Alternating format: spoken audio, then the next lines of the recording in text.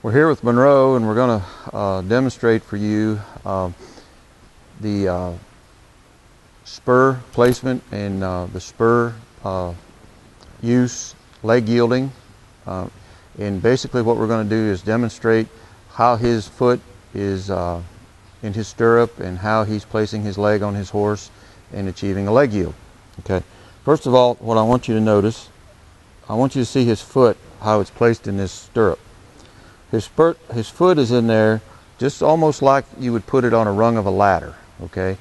That there's a place on the bottom of your foot, and everybody's a little different, that when you put weight there, it supports your tendons equally. A lot of people will ride with their foot back more. Well, see, that puts more pressure on the back of your leg, and that's why people get sore when they're riding, where if he puts his foot in there like he's going to walk up a ladder, just like he's walking up a ladder. See how that works right there? Well, he's got his stirrups turned properly. Now, bring your foot out. Now watch, when he gets on his horse, he doesn't have to hunt right there. He's got his stirrup right.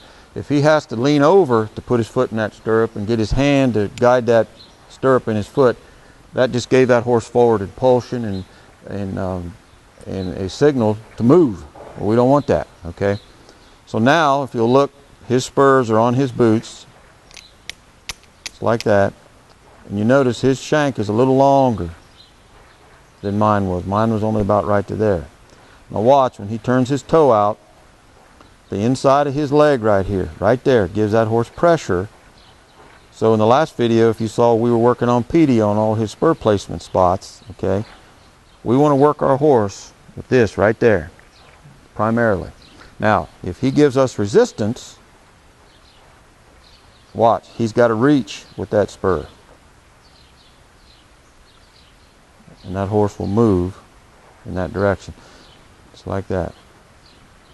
Now, watch how Monroe will shift his leg forward and back, and he'll move different parts of his body. Okay? See, his leg's forward, he moves his shoulder. Now, moves his leg back, he moves his hip. He's going to split the difference now, and he's going to move all four. Okay. So, step over here, Brandon, and we're going to show you why we do that.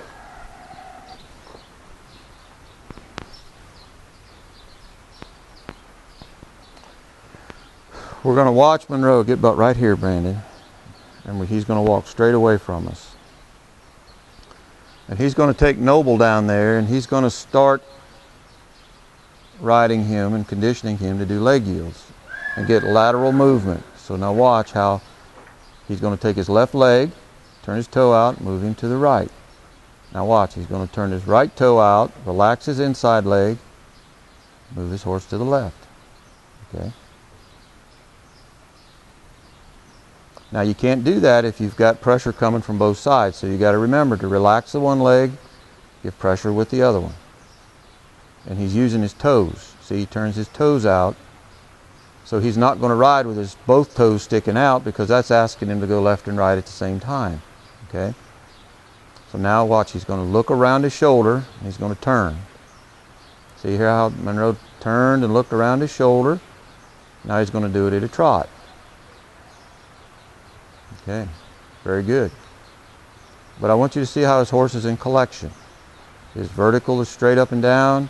He's arcing his back. And that's called a half pass. Okay? Like that. See, and he turns on his haunches. But that turn primarily was done with his leg. Okay? See how he's moving his leg forward there? He's using his hands lightly. He's creating a barrier with his hands. He's not pulling on the horse. He's just creating a barrier with his hands. Notice that. His hands are developing a do not exceed point, and he's moving that horse primarily with his legs. Okay.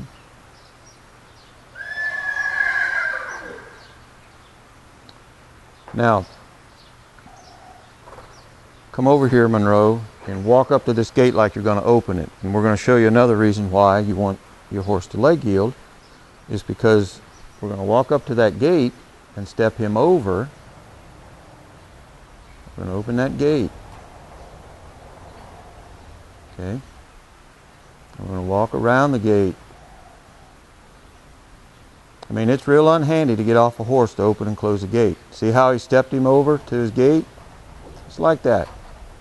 Quiet and easy. But notice he didn't pull him around with his hands. His hands developed a do not exceed point. It was all done with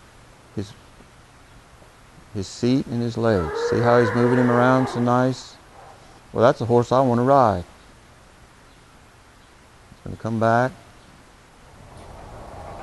He's not beating on him with his spur. He's just very softly and quietly asking him to step over. See there? Move your hip. He moved his leg back. Moved his hip. Excellent.